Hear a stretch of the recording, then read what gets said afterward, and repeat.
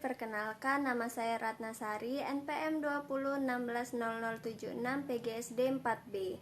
Di sini saya akan menampilkan sebuah video pembelajaran IPS. Yuk kita simak videonya. Assalamualaikum warahmatullahi wabarakatuh. Hai, ketemu lagi. Semoga kabarnya selalu sehat dan semangat belajar ya. Nah, di video kali ini kita akan belajar tema 6, subtema 1, muatan IPS. Materi yang kita pelajari adalah interaksi manusia dengan lingkungan alam. Nah, bagaimana cara manusia berinteraksi dengan lingkungan alam, serta apa saja dampak dari interaksi tersebut? Yuk kita pelajari melalui video ini. Oke, manusia dan makhluk hidup lainnya selalu berinteraksi dengan lingkungan alamnya.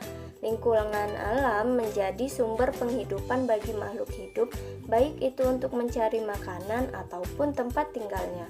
Nah, apa itu lingkungan alam? Lingkungan alam adalah lingkungan yang tercipta tanpa adanya campur tangan dari manusia.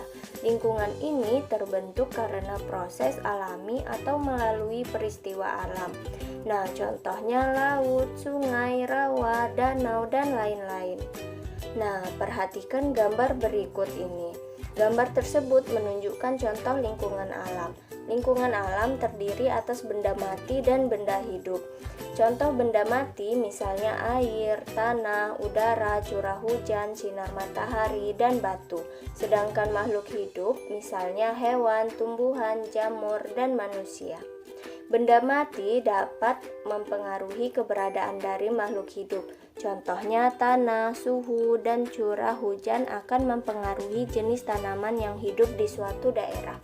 Benda mati dapat mempengaruhi keberadaan dari makhluk hidup. Contohnya, banyak pohon yang hidup di suatu tempat menjadikan udara lebih sejuk dan kandungan air pada tanah menjadi lebih banyak. Bentuk interaksi manusia dengan lingkungan alam ada dua jenis. Yang pertama, manusia menyesuaikan diri dengan keadaan alam, dan yang kedua, manusia memanfaatkan alam untuk mencukupi kebutuhan hidupnya. Jenis bentuk interaksi manusia dengan lingkungan alam yang pertama yaitu manusia menyesuaikan diri dengan keadaan alam. Contohnya, petani memilih waktu tanam yang tepat sesuai musim yang sedang terjadi. Biasanya petani akan bercocok tanam padi pada saat musim hujan. Contoh yang kedua, nelayan memilih waktu yang tepat untuk pergi melaut. Biasanya nelayan pergi melaut saat malam hari, yaitu saat berhembus angin darat. Jenis bentuk yang kedua yaitu manusia memanfaatkan alam untuk memenuhi kebutuhan hidupnya. Contohnya, manusia memanfaatkan tanah untuk bercocok tanam, sehingga hasil dari bercocok tanam tersebut digunakan untuk memenuhi kebutuhan hidup. Yang kedua, nelayan memanfaatkan angin laut untuk pulang ke daratan setelah mencari ikan. Kegiatan mencari ikan tersebut dalam rangka memenuhi kebutuhan hidup. Setiap bentuk interaksi manusia dengan lingkungan alam pasti menyebabkan dampak. Dampak tersebut ada yang berupa dampak positif bagi alam dan ada pula dampak yang bersifat negatif bagi alam. Nah, berikut ini adalah contoh interaksi manusia dengan lingkungan alam yang berdampak positif, yaitu 1. Pengunjung pantai membuang sampah di tempatnya sehingga tidak mengganggu kehidupan biota pantai.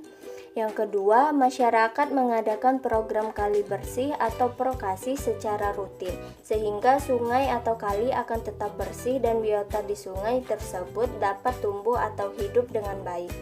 Yang ketiga yaitu masyarakat menyelenggarakan reboisasi di hutan yang gundul, sehingga kesuburan tanah di hutan tersebut dapat terjaga. Dan ada pula interaksi manusia dan lingkungan yang berdampak negatif. Contohnya, pertama membuang sampah di sungai, yang kedua pembakaran hutan untuk ladang berpindah, sehingga hutan akan cepat berkurang. Yang ketiga, pembekalan hutan atau illegal logging untuk mengambil kayu di hutan. Nah, berikut ini adalah interaksi manusia yang berdampak positif sehingga kehidupan biota di laut dapat terjaga. Program kali bersih atau prokasi, dan ada juga reboisasi di hutan yang gundul.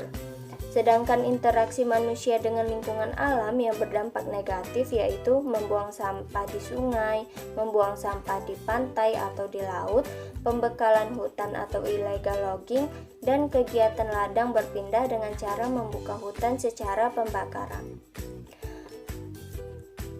Oke, kita sudah selesai belajar. Terima kasih sudah menyimak video ini dengan baik. Sampai jumpa.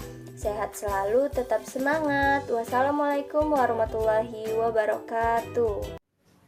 Sekian video pembelajarannya. Terima kasih.